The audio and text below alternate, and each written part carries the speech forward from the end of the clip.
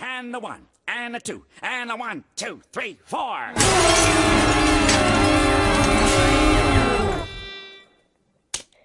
So guys, we've all heard the age-old myth of an opera singer breaking a glass with just her voice, but we wanted to see if this is a myth or not.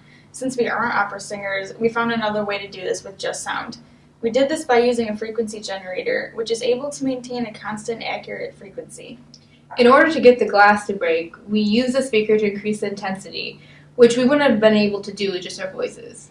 Here are the materials we used for this experiment: an amplifier box, a speaker, and some wire to hook it all together. We also used a frequency generator.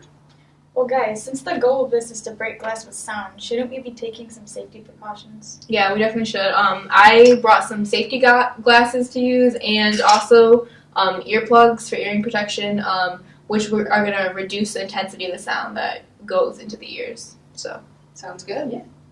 Let's do this. So, how are we going to break these glasses? We have 5 glasses here, different colors, different shapes, different types. And basically what we're going to do is we're going to try to find the resonance frequency of each and match it. So you want to explain what resonance frequency is? So resonance frequency is when the frequency of the sound matches the glass's natural frequency. It causes the molecules to start to vibrate, which will cause microfractures in the glass, and the more of those that are around one point will cause the glass to break. So let's break down the frequencies we found.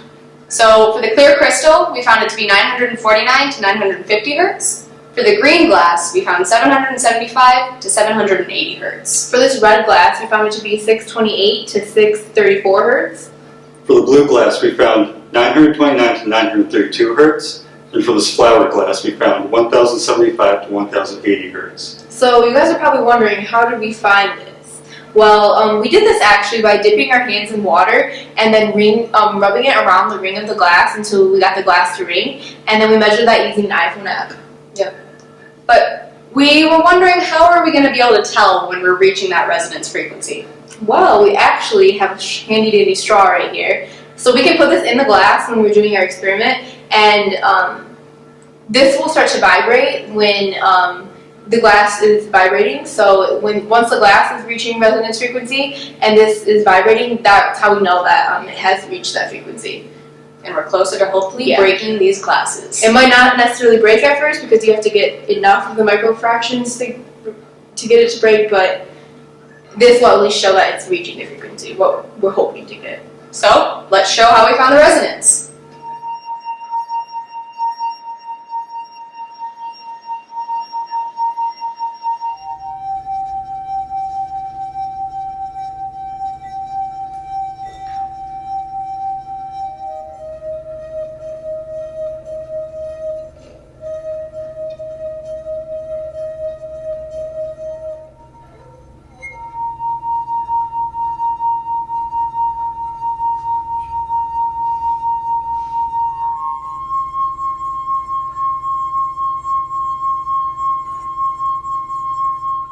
When an object is resonating, waves are formed. These waves are the fundamental in its overtones. These waves can be more easily seen on a string that is resonating. In order to see these waves, we created a VPython simulation. In the simulation, 50 particles were linked together using spring forces in order to mimic a string. That string was then used using periodic forces, and this caused the waves to propagate on the string. In this simulation, the fundamental wave can be seen at a frequency of 0.075. As the simulation runs, you can see that the amplitude of the wave increases. This increase in amplitude can cause the resonating object, in the case of our experiment, a glass, to break.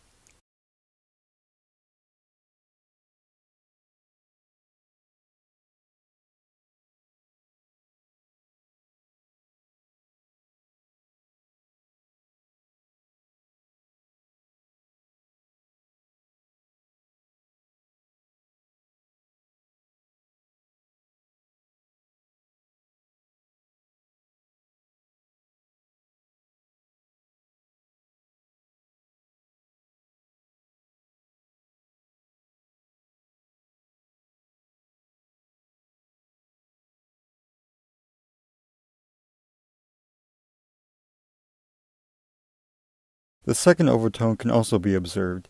It can be seen at a frequency that is 4 times that of the fundamental, so in this case 0.3.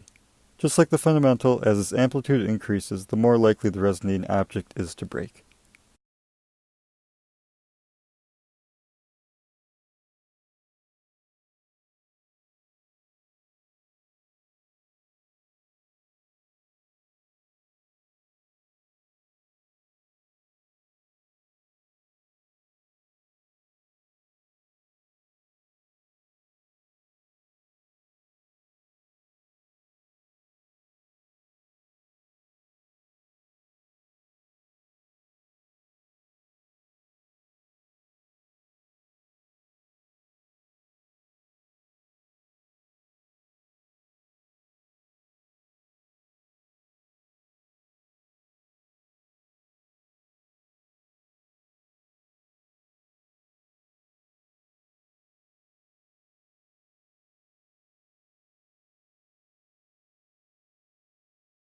These waves can only be destructive when the object is hit with the correct frequencies. If I were to enter a random frequency such as 10, then the resulting wave on the string would not have as great of an amplitude as it would if I were to hit it with the correct frequencies.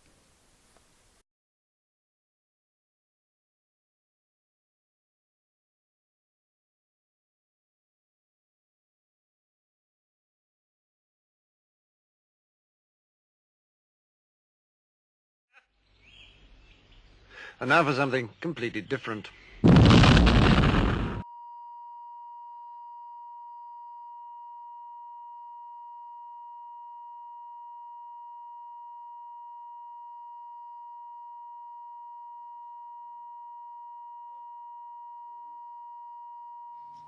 So guys, we obviously aren't breaking any glasses with just the speaker. So, are there any adjustments that we can make to break the glass? Well, right now, because of the way the speaker works, all the sound waves are just moving outwards. So I feel like to break the glass, we need to focus them on one part of the glass.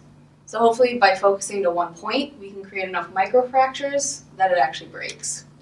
So, after some research, we were able to find out how a speaker functions. We were able to get a horn driver, which is the part of the speaker that generates the sound, and it will focus the sound onto the point of the glass, which will cause it to more easily break. So how exactly will focusing the sound waves on a specific area of the glass actually help us break the glass? Well, let me show you. So basically, intensity equals power over area. So we can say I is proportional to the inverse of area. So as this decreases, we're increasing the intensity. Oh, okay.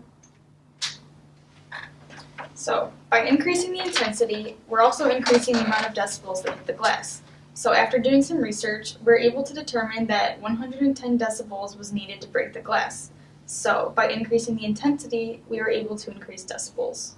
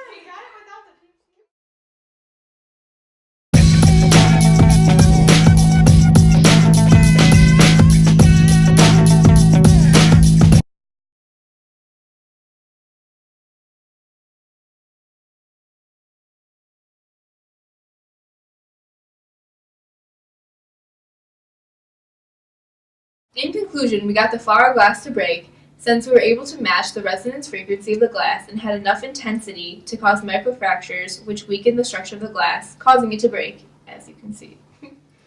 The other glasses didn't break because they either had too low of a resonant frequency or they were made of impure materials, so they don't have a uniform resonant frequency throughout the glass. The flower glass was likely pure crystal, which is why we think we were able to break it. And the red glass had such a low frequency that it broke one of our horn drivers and we had to buy a new one. Yep.